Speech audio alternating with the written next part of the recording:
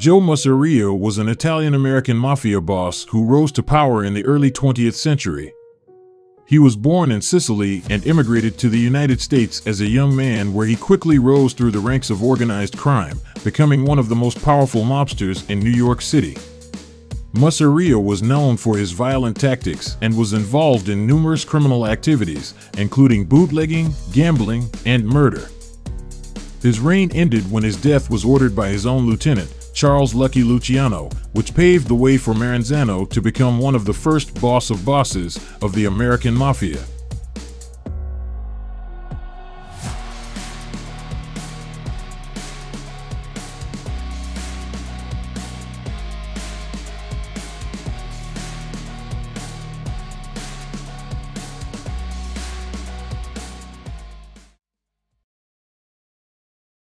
Giuseppe Masseria was born on January 17, 1886, in Menfi, Agrigento Province, Sicily, into a tailoring family. He moved to Marsala, in the province of Trapani, when he was young. In 1902, Masseria arrived in the United States, where he later joined the Morello crime family, which was based in Harlem and parts of Little Italy in southern Manhattan. He was convicted of burglary and given a probation sentence in 1909. Masseria was sentenced 4 to 6 years in prison for third-degree burglary on May 23, 1913. Giuseppe the Clutch Hand Morello was imprisoned in 1910, and Salvatore d'Aquila, an early captain within the family, had separated from the Morello crime family. D'Aquila established his own crime family and was named the new Capo dei Capi. His crime family was based in East Harlem and the Bronx, where he competed with the Morellos. As the 1910s ended, Masseria and boss Salvatore d'Aquila vied for power in New York. They were at war by the early 1920s, when Masseria hired Lucky Luciano as one of his gunmen. D'Aquila also employed a gunman, Umberto Valenti, and directed him to murder Masseria. On May 7, 1922, the Morello Terranova crime family's boss, Vincenzo Terranova, was killed in a drive-by shooting. Hours later, Valenti and gunmen working for him fatally shot Terranova's underboss Silva Tagliagamba in Lower Manhattan. The following day, Valenti and some of his men attacked Masseria, the new boss of the rival Terranova family. Valenti discovered Masseria and his bodyguards within a block of police headquarters on Grand Street. Masseria escaped, but the gunmen shot 4 men and 2 women. Masseria threw away his pistol and was apprehended while fleeing the scene. Masseria walked out of his apartment at 82nd Avenue on August 9, 1922, and was rushed by 2 armed men who opened fire on him. With the gunmen closing in, he ducked into a store at 82 Avenue. They shot through the front window and into the store. The gunmen fled across 2nd Avenue to a getaway car, but they plowed through a crowd and fired randomly at the blockade, injuring 6 people. Masseria survived the incident and was discovered by police in his upstairs bedroom shell-shocked, dazed, and with 2 bullet holes in his straw hat, which he was still wearing. The incident earned Masseria new gangster respect as the man who can dodge bullets, and his reputation grew as d'Aquila's waned. On August 11th, Valenti attended a meeting in a cafe on the corner of 2nd Avenue and East 12th Street, where he was murdered as he attempted to flee. With Valenti gone, d'Aquila's power began to lose its luster of invulnerability. Morello, sensing his time to rule had passed and the power of Masseria was on the rise, became consigliere to Masseria and prospered under him throughout the Prohibition years of the 1920s. D'Aquila was murdered by gunmen on October 10, 1928, while standing next to his car. Manfredi Mineo, who had recently aligned himself with boss Joe Masseria, almost certainly played a direct role in planning his boss's murder. Mineo's position atop the d'Aquila crime family leadership was cemented after he declared his allegiance to Masseria and demonstrated his distorted loyalty by betraying his former boss. Niccolo Schiro, a Sicilian-born New York City mobster who became the boss of what later became known as the Bonanno crime family in 1912, was allied with the Morello crime family in the war against d'Aquila.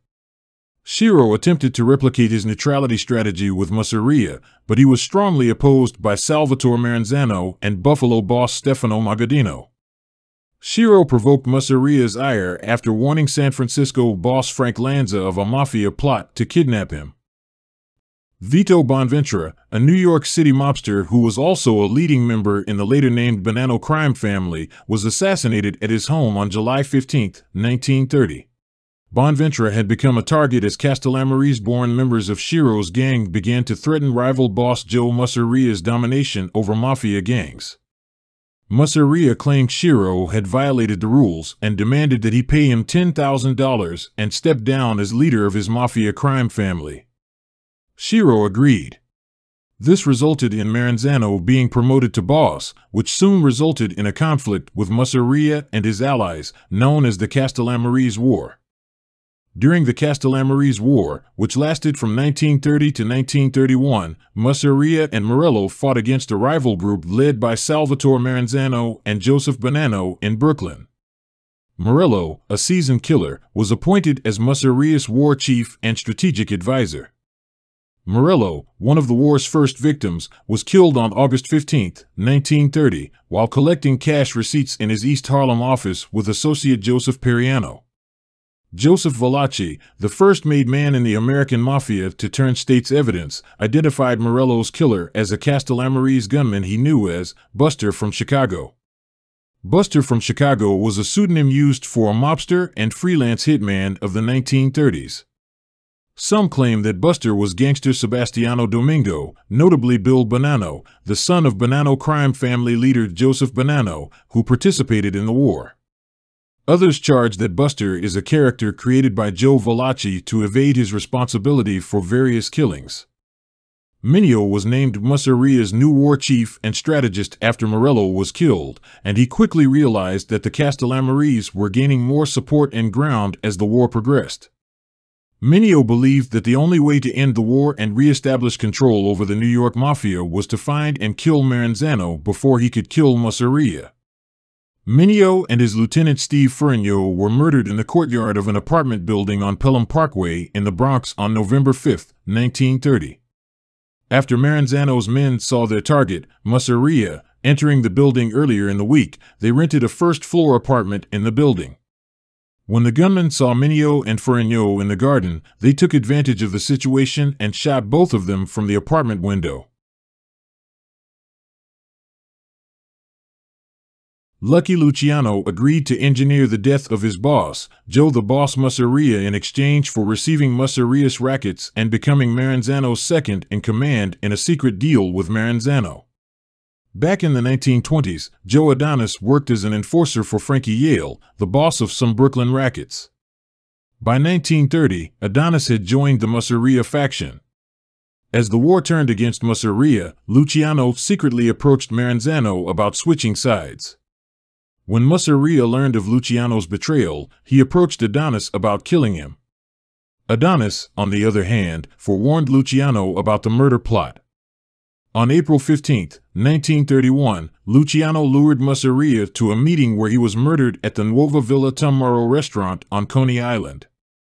While they were playing cards, Luciano allegedly excused himself to use the restroom, and the gunmen were reportedly Albert Anastasia, Vito Genovese, Joe Adonis, and Benjamin Bugsy Siegel.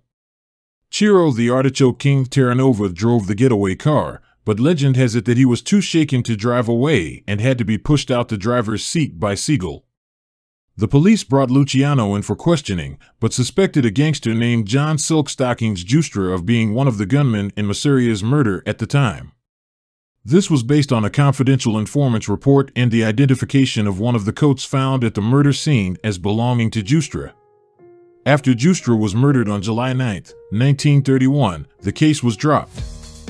Masseria was allegedly seated at a table playing cards with 2 or 3 unknown men when he was shot from behind.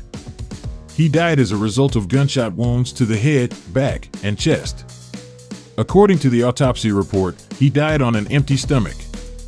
There were no witnesses, though 2 or 3 men were seen leaving the restaurant and getting into a stolen car. No one was convicted in his murder as there were no witnesses and Lucky Luciano had an alibi.